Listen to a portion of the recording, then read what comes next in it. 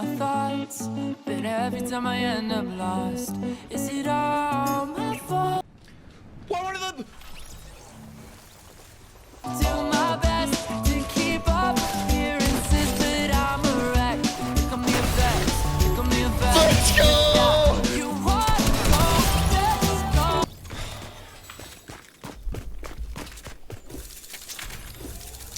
Kid's so terrible at the game too. That's so annoying.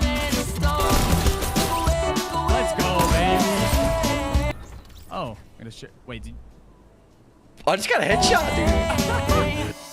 I can see you in my head. I'm haunted in my bed. I can see Better you had like in wrong camera, wrong mic, wrong headphones, dude. It's so scuffed. Man, the biggest problem, right? I thought that we were like, I thought it was starting in an hour because the clocks went back in America, but didn't go back here yet. So Oh, that was the shit. problem. I totally forgot, dude. Oh, good, My man. bad. Well, come on. I appreciate you taking the time out of your very busy schedule to come on. Man, you did like 6-hour stream this morning. How are you liking the new season? Yeah, dude. The new Fortnite season is so good, dude. I can't wait to hop back on. Honestly, after supper, like I'm fired up, dude. Man, like, I stopped playing the game a little while ago. It looks really, it looks different. Is it hard? It's good. I mean, it's sweaty as hell, but the new crafting is like they nailed it. Like, and I've honestly, but I feel like been like kind of just like going through the motions with Fortnite streaming. Like, it's my job, I'll do it, but like, I'm literally loving the game right now. Like the crafting system. I don't know if you've like really gotten into it at all, but like they nailed it. They fixed the game. I want to say like entirely, and like the double whammy of it is like all the base guns suck, and then you like craft guns. But it discourages people from W keying like crazy because nobody wants to W key until they get good guns. So like, oh man, it's like 10 out of 10 season. Like it feels like OG, like season 4, season 5 kind of vibes. Like it's nuts. That was always my biggest problem with the game was like, you know, like normal pubs, it would just be dead in like 10, 15 minutes. Like it was just, the game was pretty much over. And you'd have like a big massive zone and you'd have like 5 guys left and it was just so boring towards the end. You think pubs are kind of like, you know, a bit more refreshing now, like a little bit? I don't know, man. Pubs are, I feel like the game is arena now. Like pubs, I feel like won't be great until they up the farming rate. Yeah, like, exactly. Especially now, because now you have to like dedicate not only time to farming, but also you have to dedicate a bunch of time to like getting your crafting materials as well. So, and then you got like no siphon on top of that. So you also got to find your shields. Like, I feel like pubs are just not balanced in the slightest. Like, I don't know. But arena is amazing. Arena feels like 10 out of 10, dude. You like the bloom on the new AR? I can't. It actually drives me mental. Yeah, no first shot accuracy. It's basically like, yeah, it's totally RNG. You can't be like any kind of a marksman. If you're good at aiming, you're not really rewarded for it. But it like rips builds, dude. Like you can actually, and nobody knows it yet. So like you can have like your wooden wall and like literally fly through the wall and like 3 shots on them. I think it's got like a higher fire rate, higher damage, and I think the hip fire bloom, if you get like the purple or the gold one, is better too. So it's kind of nuts. Yeah, I mean, I'll probably like start, like I don't really stream much anymore. I don't really play the game as much because, you know, I'm kind of moving on a little bit. But like watching you play the game has kind of like, I kind of want to get back into the game, you know, like grind it a little bit, especially with arena, like, you know. Yeah, you should, dude. It's really good. They made it like significantly better. You got a new camera, bro. I love that. It's amazing. Big yeah, investment. I keep going to like hit the zoom in cam and I'm like, wait, I'm not on OBS. I can't do that. I think you can. I have it set up on mine. Like it's complicated. Yeah, you just set up 2 different scenes and then you can zoom in the camera. It's, can't really be arsed myself. This is like my second time opening Zoom, I think. So. Oh, with Zoom? Yeah, bro. I hate Zoom. Zoom is the worst. Have you done a podcast before? I think you said you did one before. Yeah, I did. Actually, no, I think I've done a couple. I don't know. Do you remember Vash? Yeah. From, like YouTube? Yeah. He has a podcast. So I've like gone on his podcast a couple times now. W. I kind of just want, like, I wanted to talk about like you more personally than Fortnite related. If that's okay. I wanted to talk about it's more universal too, you know, like rather than just talking about Fortnite the whole time. Like if you want to talk about Fortnite, just go watch Cypher PK. It's fine. We're all good. I'm a massive fan of yours. I've been watching you for like 3 years, I want to say. Since like January 2018 possibly. Bro, I remember coming back from school every single day and watching your stream for like 6 hours. It was mental. Back when you had the green pump and the gold scar running it up, bro. Oh man. You know, the gold scar did 98 damage, man. Oh My god. It's a great time to be alive, I swear to God. Yeah. What's your schedule looking like in the moment? Because you're doing a lot more streaming than YouTube recently. Yeah. Well, the thing that's kind of happened is like from like a YouTube Twitch balance standpoint, I feel like Fortnite is like semi dead on YouTube, 100%. at least for like just pure uploads of gameplay. Like everybody's seen somebody play an arena game and they can't get 10 kills and like do a hee-haw and fly through the air and do a pump shotgun shot. So like there's nothing new. Basically, if you for Fortnite content, it's like it has to be about something. It has to be like some kind of duo thing or like challenge video or like a reaction to something and maybe tips and tricks. But like for the most part, I'll say like a lot of the gameplay videos that I blew up on, like got a lot of subscriber growth, don't really trend well like on YouTube anymore. So it's hard to kind of like blend streaming with YouTube. So the last month, I kind of just made the decision to like, I'm gonna just grind the shit out of Twitch, you know, like I'm gonna just go all in on that and see what happens. And it's been going good, dude. Like we're at our highest sub count we've ever been at on Twitch, like getting like a couple hundred new followers a day. It feels good, man. I feel like I made the right decision. I'm still planning on uploading on YouTube, but like I feel like Twitch has been kind of the move for me. Like I think you switched, was it 2018 or 19, switched to Twitch streaming? What was that like? It was really stressful. Because once you sign with Twitch, like you can't go back. You can't do like takesies, backsies, oopsie daisies. Like I'm gonna go back and stream on YouTube. But I did like a couple weeks of streaming on Twitch and just was like, hey guys, go watch me over there. And I had like probably 200 to 300 viewers like immediately on the Switch. So I was like, okay, like I can bring viewers over. It's not like near as much as I had on YouTube initially, but like we can grow from this. And then by doing that, it was immediately like all my YouTube videos, like my just like gameplays and stuff started blowing up. Like I swear YouTube is good as a platform for like getting that initial growth going. And if you upload like 5 or 6 days a week and that's it, but like if you want to do a lot, like if you're like a grinder and you want to be like streaming and uploading like every single day, just like constantly throwing gameplays up, YouTube is just like, if you start throwing too much at it, it starts to like bog your channel down, if that makes any sense. You're very like keyed in on the whole like YouTube side of stuff. I got like a lot of my knowledge about YouTube from you. And I made the same change. Mainly, I mean, I kind of want to say I got a little bit bored of streaming, but it was kind of like I wanted to focus more on videos. That's why I started doing YouTube and stuff. Yeah. So that's why I kind of was like, okay, if I move everything over to Twitch, I can focus solely on videos here and build an audience up. Was that part of your decision at all? Just like to keep them both separate kind of thing?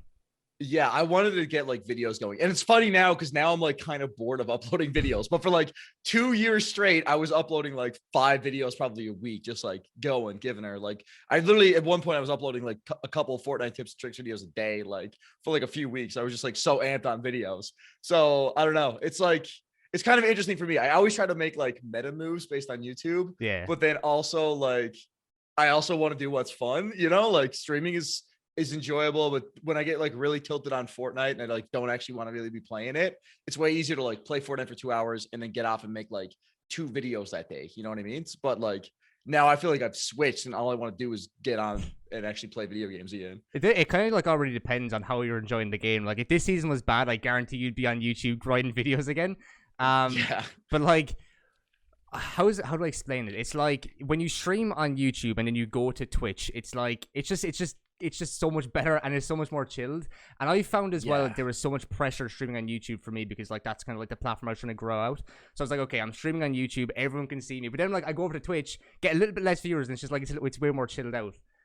Yeah, and if you can get that audience built up in the community, Twitch is like a way more it's like way more of like a giving space. I feel like your viewers are a lot more generous. The site is set up so that like viewers are actually kind of given something for like donate. Like the sub system on Twitch is basically a donation system, but they actually get like a channel badge. They get channel emotes. They get to watch the stream ad free. There's like I feel like I'm about to plug Twitch Prime right now, but like it literally is like you actually get something back, and then you have these emotes, and you're all like part of like this community. You all have the sub badge. YouTube has that, but it's just like not implemented very well at all. Like it's so bad in comparison to Twitch, and I feel like that in itself makes Twitch feel more like a community platform, and then like you see the same names coming in. Like on YouTube, I was doing great, man, when Fortnite first came out. Like my viewership was great. It never really ever dropped off before I switched to Twitch, but it was always different names coming in because the people coming into my Twitch streams or my YouTube stream, sorry, would just be the people who would happen to see it in the recommended feed. And there's a dirt load of people on YouTube. So that would be a lot of people, but it might be like, I might see like the same regulars like every now and then, you know, but like they wouldn't always tell them live. I might be like streaming for a week and somebody be like, man, did you take the last week off? And I'd be like, no, like I've been live like 12 hours a day. What do you mean? You know? So like, but Twitch is like, if you go to twitch.tv/whatever your name is, you're there, boom, you know, like, and people are kind of better at doing that. I feel like on Twitch, whereas YouTube, you had to go to like youtube.com/gaming/c/Upshall games. Like, Yeah. you had to have that link basically copied if you wanted to legitimately never miss a stream. You know, it's weird. The notification system as well on YouTube is completely like it's like if you want to stream and upload a video on the same day, it's like you're sacrificing one because one of them is not going to do well. And especially with YouTube, like you just said with the YouTube like recommendation system, a lot of like the core viewers for streaming just comes from that. So you get like guys from India, Bangladesh all coming in, V-Bucks, you know, like all that sort of stuff. Whereas on Twitch, it's like you get some of those, but you know, they're just gone because the mods will get rid of them. Whereas on YouTube, it's so incredibly hard to like moderate, especially like a big chat like you had. I think at some stage you were getting like 5 to 6K every morning, like for a little bit. Like it's so unmanageable on YouTube. Whereas on Twitch, it's like, you know, it's nice, well, chill. The thing is, the easiest way to put it in like a numbers perspective is like on Twitch, I average about 600 viewers, and on YouTube, I averaged about 2K when I switched. But the average viewership time on Twitch is, for my streams, I stream for like 5 hours a day. The average watch time of each individual viewer is 2 hours. On YouTube, it was 8 minutes. So it was like so many people just coming into your stream on YouTube being like, you're dog shit. Well, follow my stream. But on Twitch, it's like your actual people. It's your actual community who are like showing up, you know, which is like a much better feeling. You've literally just summed up the two platforms completely perfectly there with the view time, because on Twitch you get like a lot of people lurking, but a lot of people, like, you know, like they watch during work and stuff and they keep you open in the second tab and stuff. Yeah. So that is obviously like a contributing factor to that. But how is it like getting your entire community from YouTube to Twitch initially for you? Difficult. And obviously like it wasn't like a full transfer, but the thing is, like, again, going back to those like core community members, I think I brought all of those people over from YouTube. You know what I mean? The people who like really tried their hardest to like make it to like 4 or 5 streams a week minimum. You know what I mean? Like pretty much all those people, like some of them would have different usernames, but like all the names were the same in the chat. You know what I mean? Like I lost the guys, like the 8-year-olds in math class promoting their own YouTube channel. But like, what did I lose by losing that? You know, like that wasn't really anything. Not really. How did you meet Mups? Because obviously Mups is like a massive part of your channel. How did you meet Mups at the start? Dude, Mups has been along for so long. I was like kind of meshed in like the Battlefield community, like way back in the day on YouTube. And Mups basically modded for like everyone in the Battlefield community. And I think I like met him actually in somebody else's stream, in J-Rob the Finesser stream. I don't know if you know him, but he streams on YouTube. And then I ended up modding him because he was like doing a great job in his chat. I was like, Mups, you want to be like a mod over here? I would say he's probably like my first real mod who was actually like there every day and really good at like showing up and like helping out and keeping chat clean and like bringing the hype up. Cause like, I feel like for mods, aside from just like being like somebody who keeps people from saying like racial things or self-promoting in the chat, they're also just like big hype men, you know, like they're using your emotes or like gassing it up. They're using your commands, and like Mups is on the ball, man. He's easily like one of the best mods on Twitch. You can have your favorites, though. You can have your favorites. You treat all your children equally. That's how I. All my mods are great, but Mups is a legend. Yeah. What was it like when you first started streaming? Because am I right in saying you were in college at the same time as you started streaming on YouTube? Yeah, so it's funny, like I never really, like if I was a kid or even when I was in like earlier in university, if somebody was like, dude, would you want to be a streamer as a career? I'd be like, what even is that? Like that's the funniest thing I feel like about me and you is like you, I assume, kind of grew up knowing that like being a social media person, like a YouTuber or Twitch, like that was a doable thing, but like that was never a doable. Dude, I didn't get the internet till I was in like halfway through grade 9, like, which is nuts. But I started streaming basically on my PlayStation because I happened to look and see there was a share button. And so I clicked on it and I was like, I think like fourth on the leaderboards for like Battlefield 4. And I got like 200 viewers like flying around with a helicopter and like dropping it on people's heads and stuff. So I was like, this is kind of cool. Like, and then I started after I had actually streamed and a few people just like showed up in my chat for some reason. I like looked around on Twitch and I was seeing there was people like actually making a living. And that was probably like third year university. And so I was like, holy moly, you could actually do this. Like, this is a thing I could do when I was done university. And then the very last course in my degree, I had one of my work partners was Matt Shea, who has like 2 million subs on YouTube. And he was literally blowing up in that class. Is that your Poochie in the back? I didn't know what she's doing, bro. Killing. But yeah, he literally blew up. He went from like 100,000 subscribers to 500,000 subscribers in that one semester. And he was literally like, it was really cool because he was like, dude, this is insane. Look how much money I'm making. I made $100,000 last month. Like, what in the world am I doing here? You know, and he did finish his degree, but then he just immediately dropped out and like went to becoming a YouTuber, you know? So I was like, holy moly, like this guy's from here. He went to my school. Like, I could do this too. And so then I was like, you know what? I'm going to take a year off. Like, I kind of gotten a little bit of a community going like during university, but I was doing classes, so I couldn't really stream that much. I took a year off from school, worked for Canada Post, streamed every hour I could. And then like 9 months later, like my plan was tentatively that if it didn't work for a year, I would go back and do like a professional program. I do like apply for med school or like do fast track nursing or like apply for engineering or something. But it like 9 months in, Fortnite came out, things blew up, and then like that was it, dude. What were you studying in college? Was it pharmaceuticals?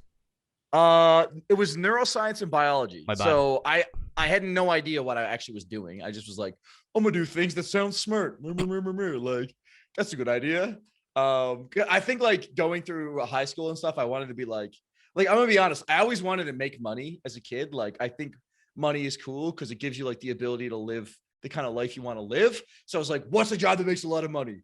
Dentist, doctor, engineer. I'm gonna do smart stuff and then do that, and then I'll make money, dude, and I'll be able to live my life how I want. But school doesn't really end up going that way usually, for the most part. Like, you just end up doing a degree and then you're like, I hate this, dude. This is so stupid. I don't even know.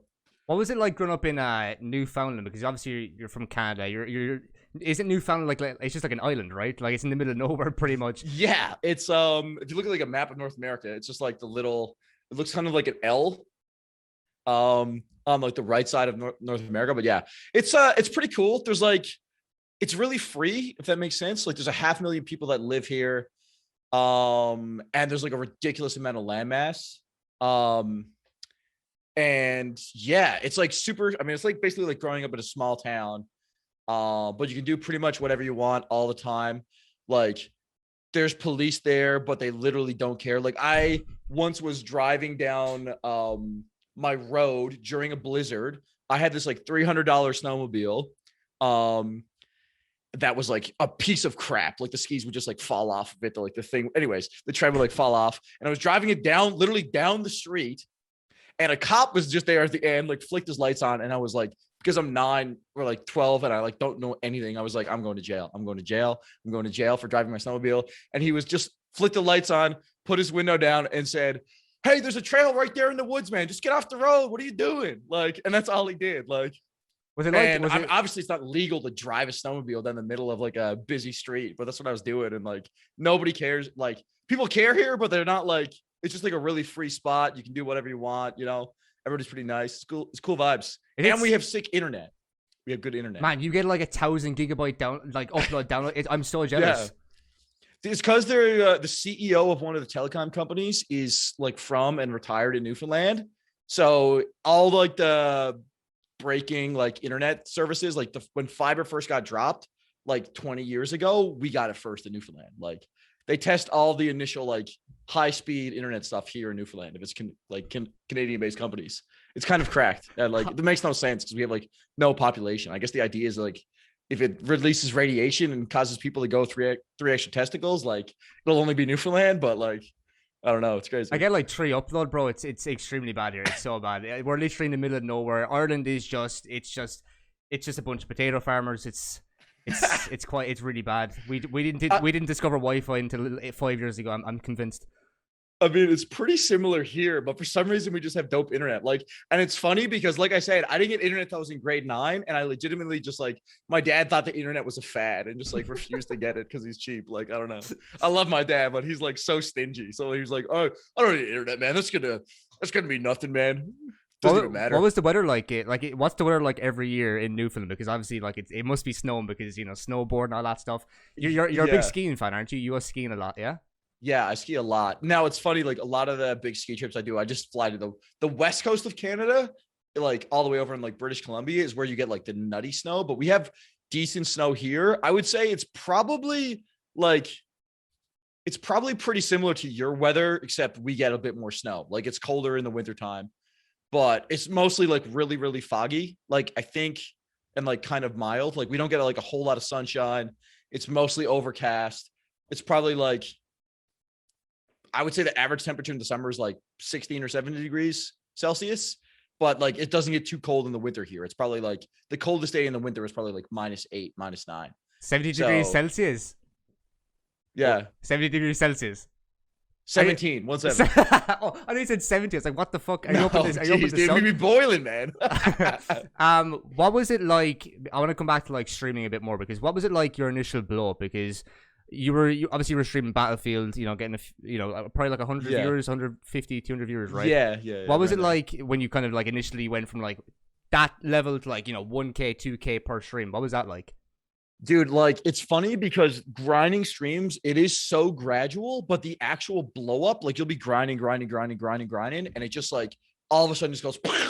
Like I literally I tried Fortnite. The first day I tried Fortnite, I went from probably averaging 200 viewers to like 1,500, and like then the next stream it was like 2K. Then the next stream it was 2,500. Like it was insane, man. And then that game just went like astronomical. I think the first 2 months of Fortnite, I know I had 100,000 subscribers by December. And when Fortnite launched, I had 20,000. So it just went like exponential, man. Yeah. It was crazy.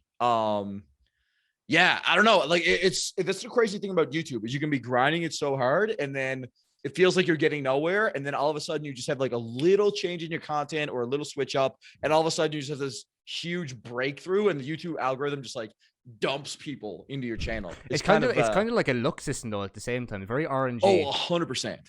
Like I'm sure there's metrics that are like watch time, like like watch time matters, like the likelihood of people to subscribe, interact, comment. Like I'm sure all those things matter, but there's 110% a huge luck-based aspect. And a good example would be Rubes. Obviously you remember Rubes. He's my old duo mate. We streamed the first year of Fortnite. He was also went full-time streaming.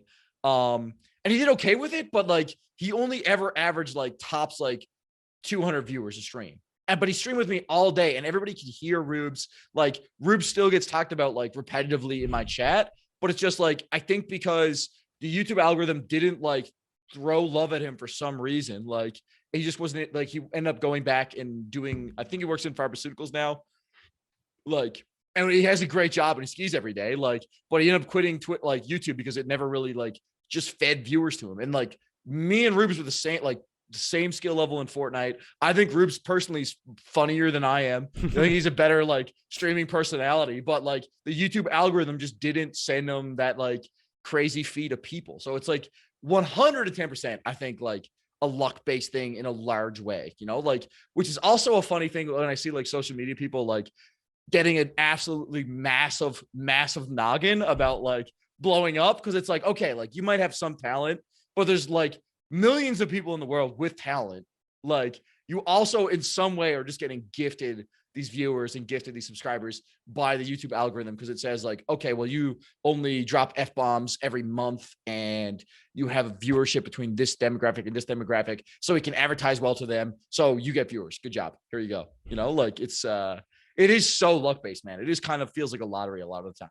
I think Twitch would have been a lot more where Rube should have went from the very start. I feel like his personality is a lot more suited for Twitch. Would you agree with that? 100%. Yeah, like I'm not like I would say I'm a family friendly streamer, but like Rubes is definitely a little bit more noir than I am, dude. You know, so like he would definitely have done well over there, I think. But like the tricky thing, I guess, would be getting the cross pollination and getting going on Twitch, I guess, for Rubes, because Twitch is hard if you have no viewership. It's very difficult to get into the viewership directory because they're doing a little bit better now, but it is still ultimately people go through the list and they go, okay, this guy's got 10K, 5K, 3K viewers, 2K viewers. Most people just click on the person with 10K viewers because they just assume that's the best stream. Exactly. Sometimes it is, but like it's not always the best stream, you know, like, but oftentimes those are the people who continue to get the most followers. It becomes like you eat really good at the top type of situation. I think I think the last time I watched Rubes, he was in a bathtub on a green screen with a woman called Sharon. I think was it Sharon? I think it was Sharon. How did you meet Rubes at the very start? We met Rubes through Battlefield, actually. Like we met each other through Battlefield. Back in the day, I basically was like looking on the Battlefield forums because there was like, I don't think Reddit was even popular back then. Like there wasn't really like any LFG group like looking for groups, you know? So I just went on the internet and like looked up basically like Battlefield, then went into the forums and like looked for like competitive teams, which were really just like a bunch of people playing together. And it was called Firefight Company is what the team was called. And it was like 50 dudes who just play Battlefield together. So we would just like get on every night, and Battlefield was lit in that like you could have a 32 player team. So we could literally all join one side as a team and like get in a bunch of tanks and like get in a helicopter together and like shoot people together. So it was a sick game for that. So I met a bunch of people through that group, but like Rubes was one of the guys who was like really, really good. He's like kind of like the elite group of Firefight Company. So I ended up like hanging out with him, like playing a lot of other games with Rubes and a few other guys from that group. And yeah, we like played a bunch of, actually after Battlefield, we got really into Rainbow, and we got like diamond rank on console and Rainbow Six. We used to play like some scrims in that. Like Rubes was cracked out of his mind at Rainbow Six. Honestly, nuts. Like I've never seen anybody better at that game on controller. I mean, like I've seen people insane on keyboard and mouse, but that game is like really hard on controller because there's zero aim assist on it. When you first blew up with Fortnite, a lot of people were saying the best controller player. What was like you? I think you probably were for a little bit, because I think mainly because like the amount of viewers you were pulling, a lot of people kind of like knew who you were in the community. What was it like getting that title, world's best controller player? The very start. Yeah, I saw like a Pro Guides video who said I was like the best controller player, like season 2, season 3, or something like that. It was cool. I mean, I was a leaderboard grinder way back in the day, kind of the same thing I used to do with Battlefield, but with Fortnite, I think at one point I had the highest KD in Fortnite. It was like an 18 or 19, something like that. But that was when like there's no skill-based matchmaking, and like if you knew how to build a wall, you were gone. Like nobody could kill you. So like that's all I did. I would build one wall and then just like scar peek around the side of it, dude, and just literally light up lobbies with that. But yeah, I think I was number 1 on that leaderboard. And then Aiden came along. Aiden had I'm sure a lot of people, if you follow Fortnite, know Ghost Aiden, or he's just Aiden now, but he had a 25 kill death ratio in Fortnite and would go for kills. Like he wasn't just playing to get the W to bump his KD up. He would get like 15, 20 kill games, man, and have a 25 KD. It was insane. And he like, as a example of like taking a long time to grind, he averages like 20K viewers now on COD, on Twitch. But man, he was number 1 on the leaderboard for like a full year and still averaged under 100 viewers on Twitch. Like it's crazy, man. Aiden's unbelievable. Aiden was literally, I don't watch a lot of Warzone, but when I do, it's either Nick or Aiden. Aiden literally went from like 300, 400 viewers to like a couple of thousand, and now he's at like 20K, like out of absolutely nowhere. You've talked to him obviously before. You've talked to him a few times. Obviously you played him before. What's he like? Aiden is a really nice dude. Like he comes from humble beginnings. I'm pretty sure his parents like lived in a trailer before he blew up on Twitch. Like, and he used to stream in the kitchen of their trailer. And now he's like the biggest Call of Duty player. And he's still like really, really humble, really, really nice guy. Like doesn't have a big head from it, which is honestly like a miracle, man. But like to go from like that kind of astronomical rise, like, you know, and just be the biggest dude on Warzone, aside from like Nick Merckx. Nick Merckx is pretty much the only person I can put higher than Aiden, but Nick Merckx has also been like a streamer forever. Like Aiden's only been a streamer for like 2 years, man. but he's like, despite blowing up that fast, he's still like such a humble guy, man. Who was your inspiration for streaming? I feel like you obviously watch Nick Merckx because you've been subbed to him. I saw that a few times. But would Nick Merckx be like one of your big inspirations for streaming? Nick Merckx is definitely an inspiration to me, but I wouldn't say he's my biggest. Like Nick Merckx was like an inspirational dude for me because he was kind of like showing that like you could do it on controller. Because before Nick Merckx, nobody was really like in the top 10 of Twitch as a controller player. Like for some reason, it just wasn't respected. And now, like I think as Twitch has gotten more mainstream, more controller players watch Twitch, and overall, like even like the keyboard and mouse community like respects it more now.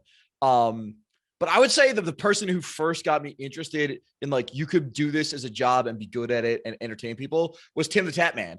And I don't even know how I found his stream, but I found him like way back in the day when he used to stream like Call of Duty Black Ops.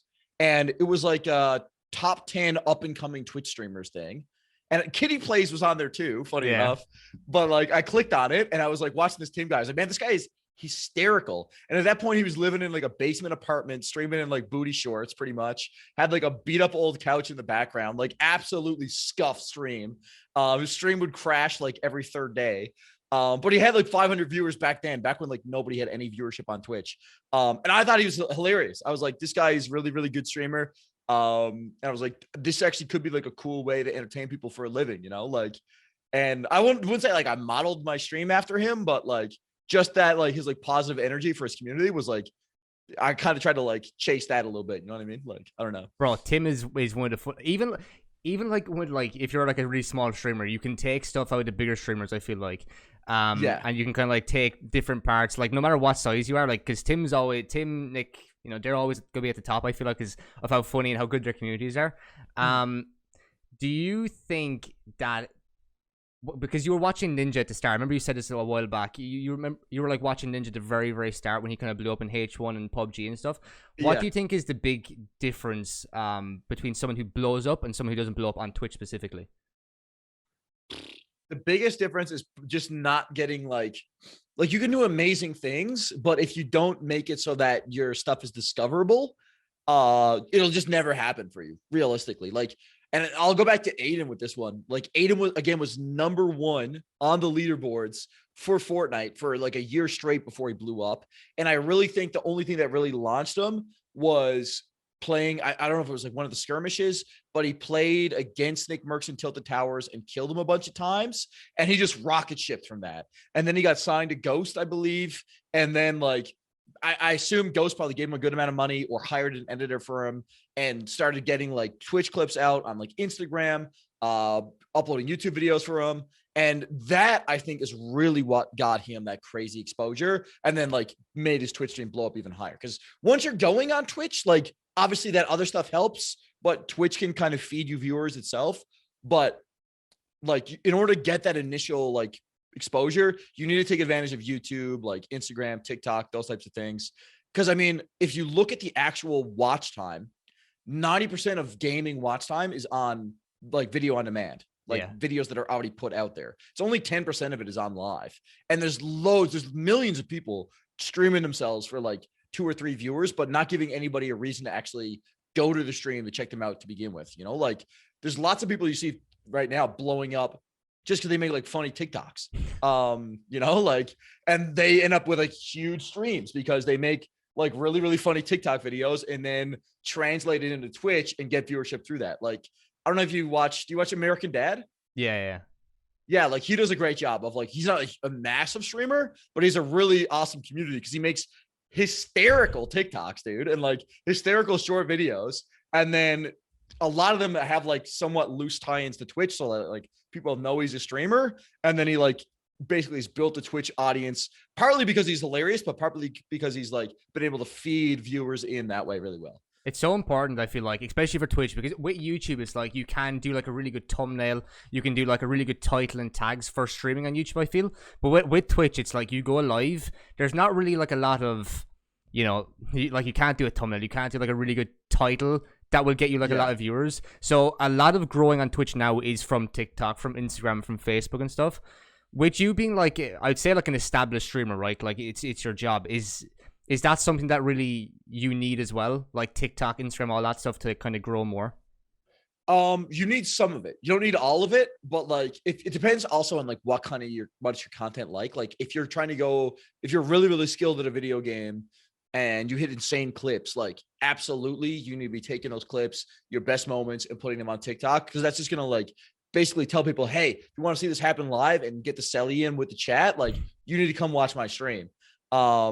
It really kind of depends on what type of content you're putting out, but I would say for most people, that's like very, very important, like, and I mean, you can also make comedy style content out of like what you're doing as well. It really depends on what your stream is like. Like if you're a hilarious dude, or if you're like Tim the Tap Man, you take fall damage constantly, like, even though it's not a good clip, like you can just take your goofy moments, post them up on TikTok. But those will all have great feeders, like I think a big thing for me was YouTube gameplay and then like Instagram. Like those were probably my two biggest feeders, is YouTube gameplay clips, and people could see that I had a Twitch overlay, and I would mention it like every few videos, that I was streaming on Twitch. And then on Instagram, I would like post like Twitch clips on there. My Instagram blew up like crazy initially. I don't know. Instagram's kind of died now that TikTok has taken over, like for videos, but like I think Instagram was like nuts, man, like for quite a while there.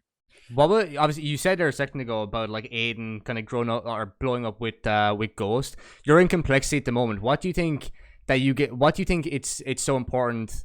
What's so important about being in an org per se, like for a bigger kind of established streamer?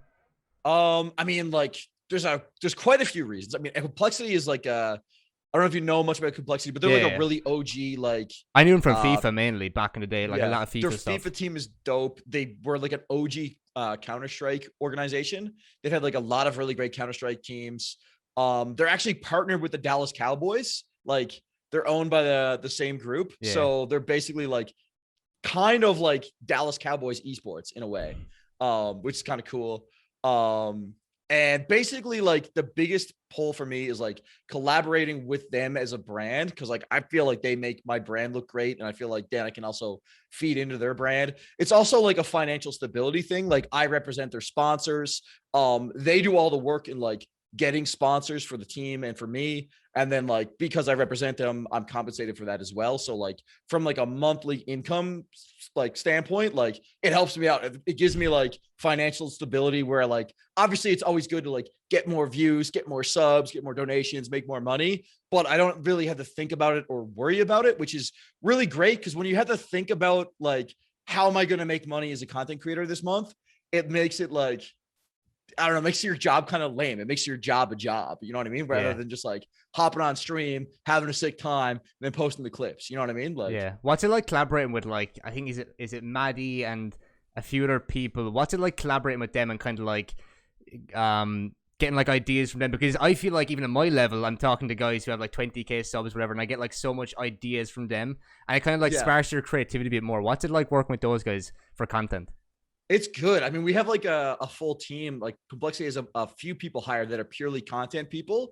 So basically we just have a group chat and we just like throw ideas around at each other, like for like our Complexity channel, and then like for our own individual channels. But like we're constantly bouncing ideas around. Like somebody will find something in a game, or like we'll find something in Fortnite Creative and we'll run a video of that. The other day, it's not up on YouTube yet, but we recorded a video with Complexity where we played Valorant, but one person would be blindfolded and then the other person would spectate them, and we did basically 1v1s but fully blindfolded, like trying to like run to the bomb. Yeah, it was really fun. It's so hard though, man, especially when you don't play mouse and key. So like I don't even know what my sensitivity would be like, so I would be just like doing 360s trying to figure out where they're telling me to aim. But yeah, so like ideas like that, like, but Electra came up with that, like, and then Maddie will suggest something else the next week, so it is cool. Like it's great to be part of that from that sense of like collaborating, getting ideas. And like if we don't want to roll with an idea for the Complexity channel, we can always yoink it and like do it on our own, like it's cool. What sort of opportunities do you get from being Complexity in terms of like sponsors and stuff like that? Because you were doing a lot of stuff with Miller Lite the moment, you and Maddie. I presume that came from Complexity, right?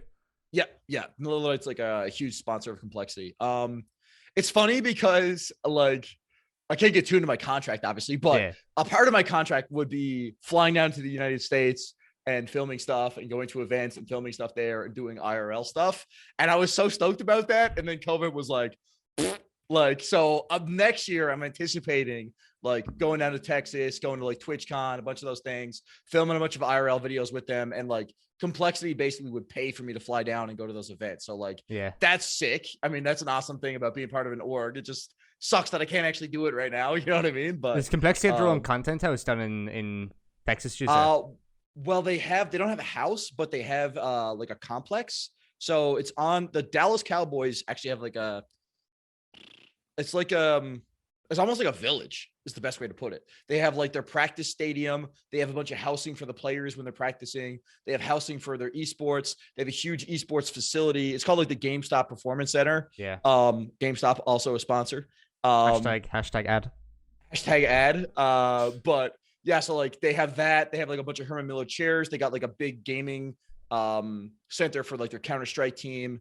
You can actually go. I don't think you can go there right now. But if you're in Dallas, you can actually go and walk into the Complexity headquarters. They have like gaming centers set up, so you can go in there and play there. And like they buy that merch, you know, they have a bunch of merch there and stuff. So they actually have like literally like a physical, I don't know if I want to call it store, but there's like a physical storefront for Complexity as an organization down there. That sounds cool. Amazing. I think cool. Like one of the biggest things I want to do as a content creator is to go to like have like a content house. Because a few of the lads that I play with or stream with or whatever, like that's like the ultimate goal for us to get like a content house, be able to like. I feel like collaborating IRL, like you can do it online, obviously, but like collaborating IRL, like the capital of Ireland is Dublin, but like we'd love to like set up something in Dublin and be able to like do IRL content there. I feel like it would literally blow every one of us up with the ideas that we have. Yeah, dude. What's COVID like in Newfoundland? Because you said a while ago on stream. Cough. Yeah, he's fucking infected. No. What's it like there? Because obviously you have a smaller population. I think you said they had like 2 or 3 cases max or something like that, maybe. Well, it's funny because we had like no cases at all forever. Then we got like a little bit of an outbreak, but it got under control. It went to like 100, but then it came back down quick because everybody's isolated. And then we basically had like no restrictions. Like we opened up a bunch of streets and put restaurants on the streets, and then everybody's just going around with no mask, like all summer long. Like it was sick. It was basically like you could go at the clubs. Like obviously you didn't want to be like blah, blah, blah, blah, with the girls in the bar, but like you could go out and do like anything basically in Newfoundland during the summer. But then everybody was so chill that like basically right after Christmas, like we made it all the way to Christmas with like very little like single digits cases. Everybody, and all those cases were people who were like flying away to work in like the oil fields and then flying back down, and they would like isolate when they got home anyway, so it wasn't spreading.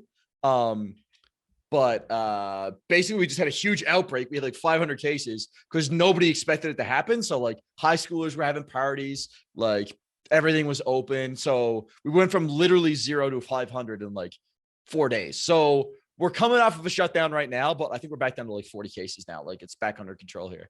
And obviously the vaccine's going out and stuff. So it's pretty chill. Ireland is just completely fucked up with this coronavirus. It's so bad. Like here and like the UK, it's just terrible. Because what happens is Ireland are like, oh, we'll just let everyone, because Ireland is very like touristy, right? A lot of income for Ireland is like tourists and stuff like that. So they didn't shut the country down until like the end of March, like beginning of April. And by the time that happened, everybody was kind of like, once the virus is in, it's like it's just over. Yeah, everyone's gonna get it and stuff. So we've literally been in lockdown, a tier 5 lockdown it's called, since just after Christmas, like the 28th of December. We're still in lockdown for like 4 months. It's so bad. My father was like unemployed for like 3 months because of the COVID. Like you can't even go into work, whatever. It's so bad here. Do they have like a stimulus, like kind of like the US does for business shutdowns, or what? They have like a government payment, they call it, but it's not shit. Yeah, it's and not, they have like mortgage breaks and stuff like that, but it's really bad. You like you can't even get a job or whatever where I live, because like I'm in the middle of nowhere. Like I literally live in a field basically, so you can't get like a job or anything like that. It's rough, man. It's really bad. That's rough, dude. I mean, like it's similar here. We have like the Canadian income thing, but we're similar, I think, in a lot of ways. Newfoundland, like we have a lot of actually Irish bars. My girlfriend's dad actually went to Ireland before, and the taxi driver thought he was making fun of him because like Newfoundland is just like a really, really like ever so slightly Irish, like mixed in their accent, like not even at all. I'm sure we don't sound anything Irish, but like if you're really like an old skipper from like the outports of Newfoundland, you kind of have elements of that in your voice. And he thought he was like almost got into a fight with him because he thought he was making fun of him, dude. But it's a very similar place from like it's all about tourists here. It's like a lot of restaurants, like basically all the industry is either people flying away to work in oil or people flying here because it's like a really nice spot. So basically all the like restaurants are shut down now. Like there's, if you go downtown St. John's, which is like the capital city, it's like so many empty shops, man. It sucks. Like I don't know what's gonna happen when it's all over. Well, at least we have the vaccine now. I mean, even with the vaccine, bro, I'm a bit skeptical. Someone said on Twitter there this morning, I thought it was funny, is it'll be funny in a year's time when this COVID stuff is like everybody's vaccinated, but this COVID stuff is still going on. It's like, yeah, that could be interesting. Yeah, I mean, I think it'll give a lot of immunity. I mean, like I actually doing my bio and my neuroscience, I actually researched like microRNAs and messenger RNAs, which is what the vaccine is based off of. But it's going to be, I mean, it's going to be similar to the influenza thing where they're kind of always chasing the next influenza. Like, it's just that I think it's going to be to an extent where it's not as potent because we've already been like partially vaccinated. You have more immunization built up. And so like some people will die from COVID every single year, but it'll be like same as the rates as influenza, you know, which obviously is unfortunate. You don't want anybody dying prematurely or for a reason that can be avoided, but ultimately it will be like a thing that still exists, but it's not a big deal is like what I think will happen. I just hope we can get back to normal, bro. By the summer, I'm just at the breaking point. Like I want to do IRL podcasts as well. Like I have Milliam coming on and a few other like big names, I suppose. Like I'd love to be able to do a podcast IRL with these guys instead of having to do it through Zoom. Like camera wise and like it's just doing it over Zoom is fine, but like you'll see anyway when this comes out, like the quality of your camera is insane, but on Zoom it just doesn't. It looks like a webcam basically. It's just it does my fucking head in. You did a paintball tournament actually recently. I think it was last one with Nick A30. Yeah. What was that whole experience like with Nick and stuff? It was sweet. I met Nick. I like probably hung out with Nick the most out of anybody because we were like one hotel over from each other and we were both there early because we're roughly from the same area of Canada. So we flew out early to try to like get ahead of a storm so we could actually fly in. Yeah. But he's a cool guy, man. He is definitely very high energy, just like he is on stream. He's also super nice and like super positive, like he is on stream and doesn't curse. But he's a cool dude, man. He's a genuine guy. He invited me out there. And it was a lot of fun, dude. And I'm so gutted because I had a sick battle with him where like I literally lit him up in the head and like from across the thing, and my camera feed cut out because my big forehead hit the door frame right before we got into a fight, and it knocked the antenna back and turned my camera off, dude. So I wasn't even there for the live stream, but it was sick, dude. It was basically like a huge big field. We played duos, and basically if you got tagged, we had like these patches so you could get like hit like 3 times and like heal up and go back out, and then once your patches are gone, you're done. But it was cool, man. I really hope we can do it again. It was awesome. Like from a streaming perspective, being able to do all that live too was really cool. Yeah. I don't think Nick, like you said there, Nick is like very similar to what he is on stream. If I had to fake that persona in real life, like it's just, it's not gonna happen. Like, so there's no, I don't think for a second he's any bit fake. I think he genuinely is like that, because if you had to literally be like, you're all happy and positive, Fortnite's great, man. I love getting 200 punched in the face. I love that. That is so fun. I'm like, yeah, he's a bit fake, but he's obviously pretty real. Yeah, well, I mean, he's from like, I would say people from that part of Canada where Nick is from, like that, like the Maritimes in general, all like very, very nice, very like almost like bubbly. No, it's not a word, dude. Very optimistic is the word I'm going for right now, dude. Like they're just really like friendly to each other and like really optimistic people, you know? I mean, all Canada's like that. I find that the Maritimes is really, really like that, like where I'm from as well. So like I've kind of like, I feel like people think Nick is like putting it on, but I literally know so many like Nick A30s in real life, kind of, you know what I mean? So like it doesn't seem like he's putting on a facade at all, you know? That's amazing. He's from Nova Scotia. Is that far away Yeah. from Newfoundland? It's funny because it's the next province over, but if I were to drive there, it would be like 15 hours because I live on the east side of Newfoundland. And so I have to drive 15 hours and then take a 6-hour ferry, and then I'm in Nova Scotia. Yeah. What? Canada's kind of huge. I think it's a little bit big. Yeah, it's a little bit big. Yeah. But I mean, compared to Ireland, it's like a little nugget. That's Ireland, a little nugget. If you see it in the map, it's a little McDonald's nugget. Yeah, man. Did you build your own house last year as well? I didn't build it, but we bought a house. I was like 7 years old. Pro tip: if you're young, don't build your own house. Because if you buy existing inventory, it's usually way cheaper as long as you like are patient and you can snipe a deal. Yeah. Because like if you're building a house, then the contractor can be like, okay, well, if you want this extra cabinet, it's going to be $20,000. Like they can. But if somebody's already installed really nice cabinets in their house and they just really want to sell their house, like it's hardly going to drive the price of the house up. So I plan on eventually building a house like down the line, exactly what I want. But when you're young and you want to like build equity, like it's cool to like buy. What was that like though? Because that's obviously like a massive like reward. Because I feel like when you start streaming and you do YouTube and you make money from that, like, and then to be able to go away and say, well, I want this house. We're gonna buy this house. What's that like? Incredibly stressful, but it is good. Like I don't think I really enjoyed it until a year after living in the house. Like honestly, like obviously I was like flex on Instagram, I buy a house, blah blah blah. Like look at me now, ex-girlfriends, blah, blah, blah. Like told you I could make it play video games. No, but it's cool. But like once you're in here for like a year and like you got money saved back up and stuff and everything's fine and everything works good and the house is like doesn't have a leaky roof or something, like it's good. But like buying the house, I literally took like 80% of all the money I've saved from YouTube and just dumped it in the down payment to like keep my mortgage payment like as low as possible. And so that was stressful, like having all this money that I saved over like 2 years just like deleted, even though it wasn't really. It went into like equity in my house, but it just went out of my bank account, which was like kind of security. Because then you're like, what if I get no views now? What if I die on YouTube? Like I'm gonna be homeless. But so like that's a thought. And then like I don't know, it's stressful. And then when we bought the house, we moved in here and immediately the pipes got shagged. Like the rocks got in the line coming into the house and we lost all of our water coming into the house. And I was like, this is a shit house, dude. Oh my God. I bought a lemon of a house. Oh my God, we are screwed. I just put all this money into this and my house sucks. Anyways, it was $300. They had to dig a hole in the front yard, blow the line out, reseal the line. It literally cost me $300. But I was like, that literally happened a week after we moved in. And I was like, I'm gonna die. Like, this is horrible. Like, what the hell am I gonna do, man? But it's good now. But yeah, dude. Like, so a year later, I love my house. I love that I bought a house.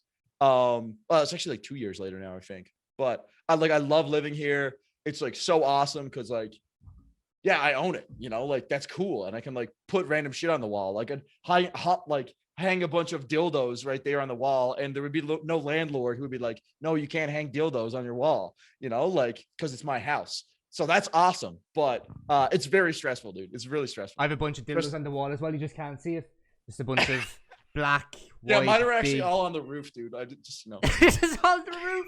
Okay, bro. That would be amazing. They have like the suction cups underneath them, so you can just like stick them to the fridge or something. Just in case you get a bit of horny. Yeah. But yeah, no, I mean, like it's awesome owning your own place for sure, 100%. So you have a partner. Her name is Jessica, right? Am I getting that right? What's it like having, I guess, like the backing of someone with like streaming in YouTube, right? Because I've parents who like are like, what is this thing you do on the internet thing? What is this thing? And they're like, if you don't pay your rent, do. So what's it like? Yeah, it's good. And like I've been with girls who I've tried to get into it. I mean, I don't want to hate on anybody, but like just no comprehension of what is going on or what the goal is, like. Or like how I could expect to make money, like, and like I kind of had to explain to my parents too, but it honestly wasn't that bad. Once I was able to make some amount of money, like literally like $500, I was able to go to my parents and be like, look, I made this money for this amount of views. If I can get more views, I can make more money. And they're like, oh, okay, that makes sense. Like the money is there, like it's in your bank account, like good luck with that, you know. But it's difficult to explain to most people that you want to do it for a living. And it's funny because Jessica is like not in the internet at all, like, which is almost nice because like she's like not an internet person in the slightest. Like, dude, she doesn't know how to like use Microsoft Word hardly, like barely. Like she is not an internet person. Like she grew up in like in the woods basically. Like she's really into gardening, going for hikes and stuff. And like I'm a big internet kid, so like she supports it. She just kind of sees it as like I'm entertaining people via like well, she knows it's like live streaming. She knows it's Twitch. She knows how to get to twitch.tv, but she just like sees it as me doing like as if I was going down to the bars and doing a comedy show, except I do it from our house in the mornings, you know, like, and I'm playing video games or something. Like it's not like an abstract concept to her. And I mean, it bought us a house and it puts gas in our cars and pays our insurance and all of our bills, you know? So like, she's happy with it. She supports it. She comes down, brings me food, brings me grapes while I'm streaming, you know, like it's a good vibe. That was really nice having someone who like, who kind of contrasts you a bit. Like it must be really nice to have someone who's not as involved as you said in the internet and who kind of just, you know, has like a different perception. Because I feel like if you had someone who's like, you know, a TikTok girlfriend, you know, it's like, I'm just posting my ass and doing that, bro. Okay, cool. Okay, pasa.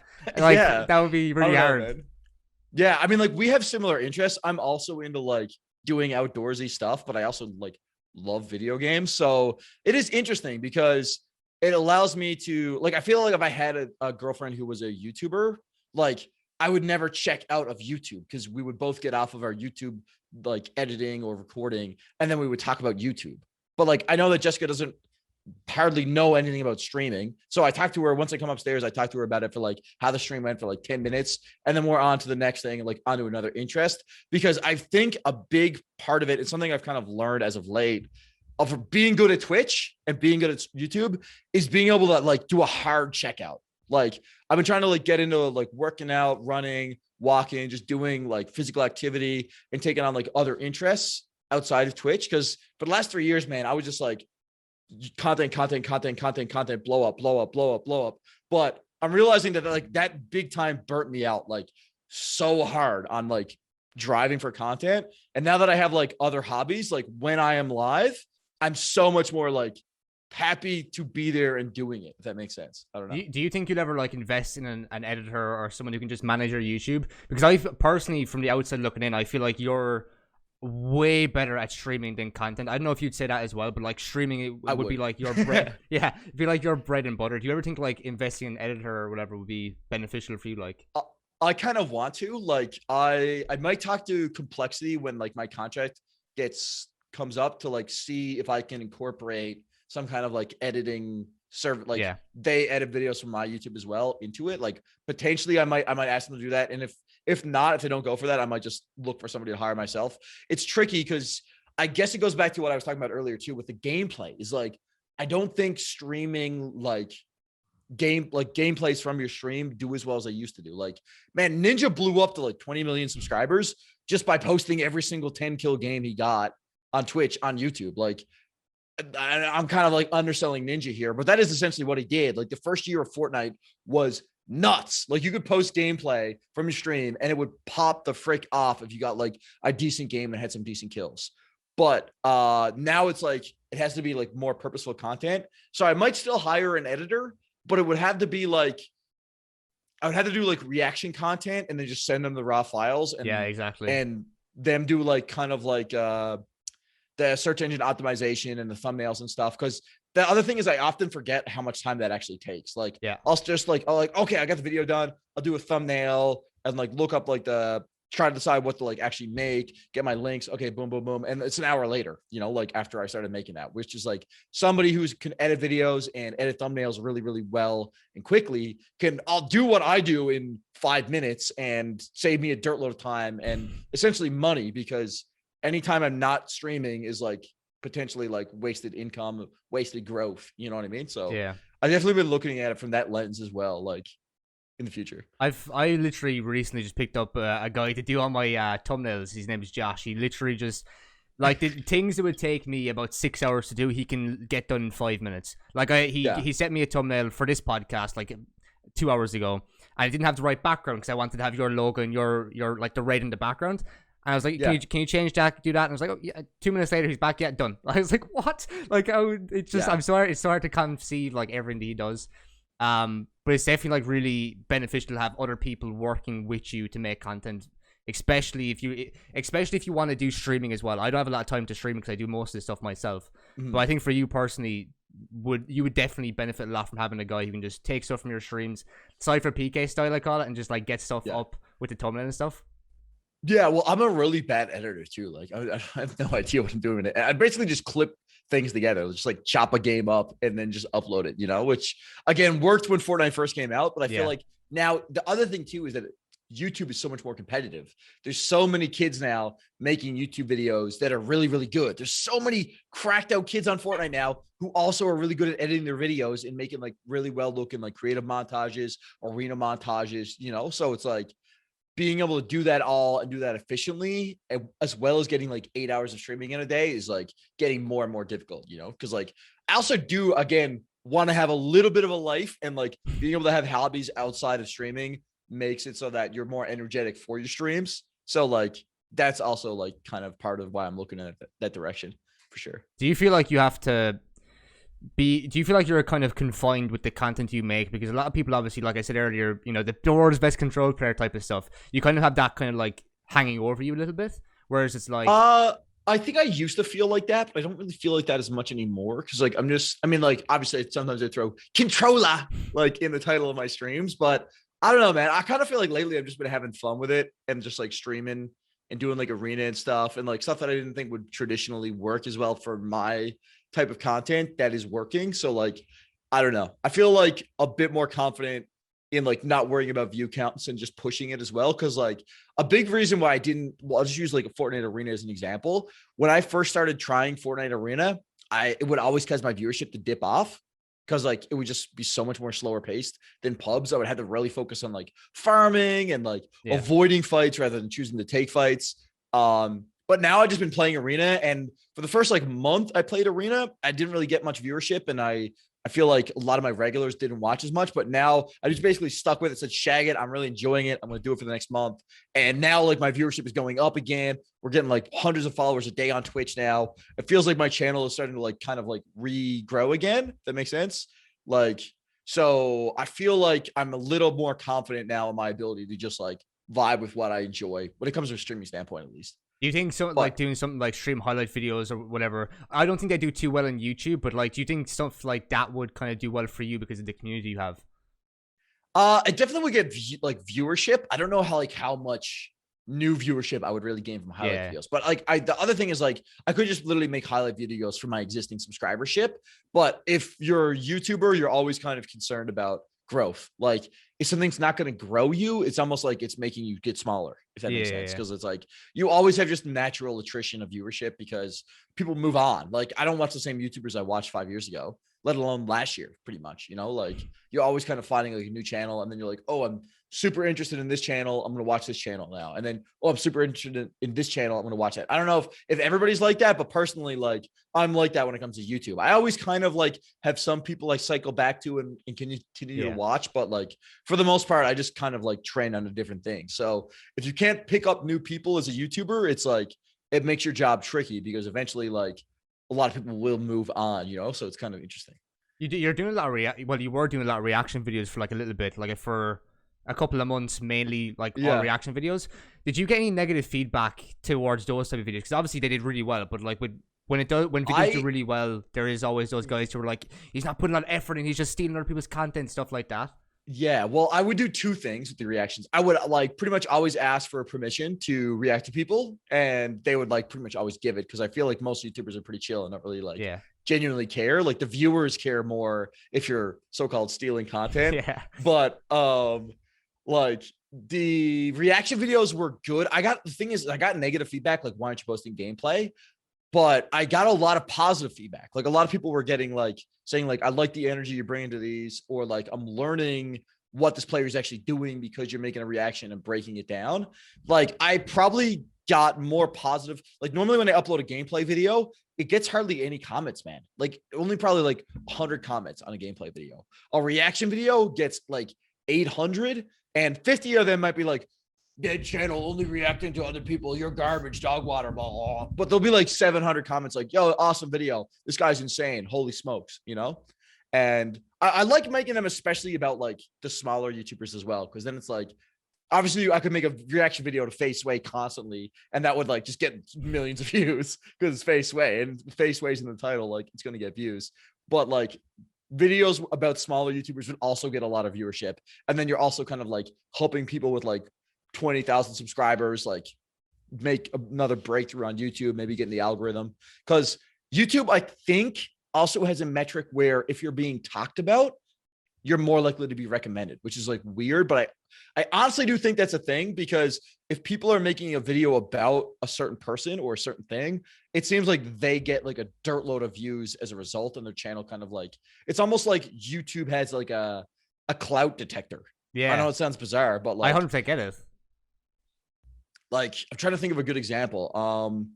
But I think it was like me, Sword Dylan, and somebody else made a video reacting to Cultures, I believe it was, like a while back. I don't know if you know who Cultures is, but he's like another Fortnite YouTuber who blew up. I think he was at like 50K subs when I reacted to him, and he's now got more subs than me, dude. Like he just rocket shit, because like YouTube was like, oh my God, all these people are talking about this guy. We're going to keep showing his videos to a bunch of people. And like, I'm not saying I got him to 600K subs, because that doesn't make any sense. I only have like 570. Obviously, it wasn't me, but like Sword Dylan reacted to him. I reacted to him. I think like 1% Nick or 1% Kiwis might have reacted to him. Yeah. And then like it just like he just got jogified and it helped him out. So, I mean, like I would never make a reaction video or use somebody's gameplay if they didn't want me to or they weren't okay with it. But like I have never had somebody say, no, I don't want you to use my content to react to or break down. You did one on Save It and on Millium, and one thing I can say about that is if you do a video on Save It or Millium, you're then getting into the Irish audience, and I can tell you firsthand, when you get into the Irish audience, you get so many new people who just find your stuff, watch your stuff. Yeah. It's crazy when you do like certain videos on like a different, like someone who's Irish or someone who's English, you get those viewers coming over to you as well, and it's a great way to grow. When you did Millium or Save It, what was your original thoughts about them and their community? Milliam is a crazy good editor. Like he's really good, and like he has a lot of people who just like get hyped on his videos. Save It is insane, man. Holy smokes, that guy's so good. I think you recommended me him. I think I did, yeah. Yeah, he's so good at Fortnite, man. It was nuts. But like basically it was just like a whole, but the video on Save It was just like a whole bunch of people were like, yeah, this guy's insane. He's insane. He's the best I've ever seen. Holy smokes. He's unbelievable. How's he doing this, dude? He's definitely one of the best W keyers in the game, EU, and that's just saying something, because the whole region's just W keying. Get into your box, you know? He's unbelievable. Dude, somebody commented on the video and I died laughing at it. It was they were like, dude, I gotta be honest, Upshall, I don't know how I'm gonna be able to watch you play this game anymore after watching this video, dude. Sorry, bro. I was like, yeah, me too, man. I don't know how I can watch myself, man. Holy smokes. My last question is where do you see yourself in 5 years' time with content and stuff? That's so, dude, because like literally 5 years ago, I didn't even know this job existed. Yeah. 5 years. I don't know, man. That's a tough question. I don't know. I plan on trying to make streaming a thing for as long as possible. I mean, as long as people are watching me and like, you know, I can pay my bills, I'm planning on being a streamer.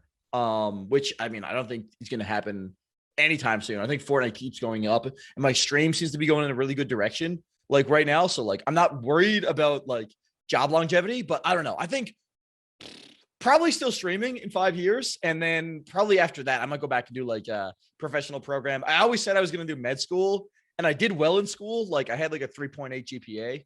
So I think I would get in. So like my plan is to just gas streaming as long as I can make this thing happen. And then once I'm done that, like apply to med schools, I think is probably the like tentative plan. But I don't think that's going to be like a 5-year thing, but I would say that's like my overall life plan. Yeah. And just like invest any bit of money I can as well. You've been playing with Rody as well. I just want to give him a little shout out. You've been playing with Rody. He's one of my favorite people to watch for Fortnite tips and tricks. How did you first get to know Rody and the Rody? He actually reached out to me. He's like getting into Twitch streaming, and he reached out to me like a little while back.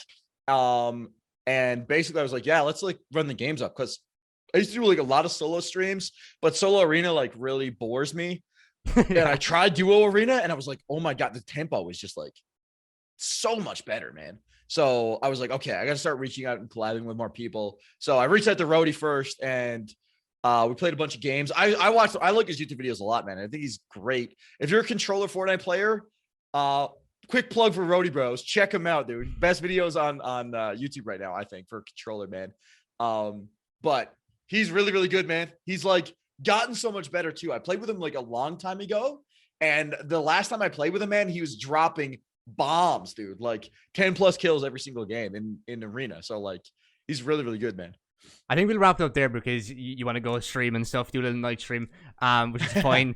I'll probably drop in as well, so I'll say hi. But that's pretty much it for the podcast. I really appreciate you coming on because I know you're very busy with the whole streaming the new season and stuff. So to take time out your day to come on here is quite nice. Appreciate it. No problem, man. Thanks for having me, dude. I'll wrap it up there, but yeah, I appreciate you coming on, bro. Yeah. Talk to you soon. Cheers, bro. That's it for the podcast. Hope you guys did enjoy, and I'll see you guys on the next one. Cheers, lads.